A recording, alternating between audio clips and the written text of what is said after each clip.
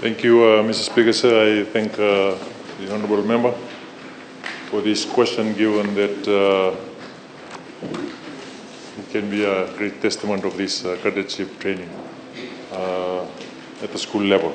So I had requested that I be given a time to provide a ministerial statement on these extracurricular activities in school, which is including cadetship training and also the rugby and the athletics that has been currently involving school students and school resources to allow for a brief, a better reflection of what has been carried out in school. Given the history of cadet training in school, at the time, there was only a limited number of schools with its intended purpose.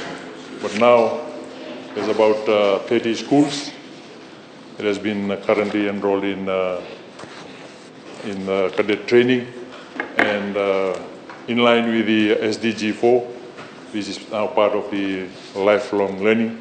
So we have assured the honourable member that I will make a ministerial statement in the next parliament sitting to address all these extracurricular activities in line with the SDG 4 and also part of the General Declaration 2020. But currently, sir, the schools that are engaged in the cadet training, the criteria that is used is probably written parental consent from the students, medical clearance, that the child is physically fit and able to participate in the activity. Religious rights of the child is also taken into considerations, because some faiths have reservations for their followers to be part of the cadet training, like the Jehovah's Witness. Commitment from teachers. Teachers must be assigned to supervise and assist the military personnel, and affordability for parents, and consent for the child to participate, and acknowledge that there will be associated costs that they will be shared with them. So these are the current criteria that have been used.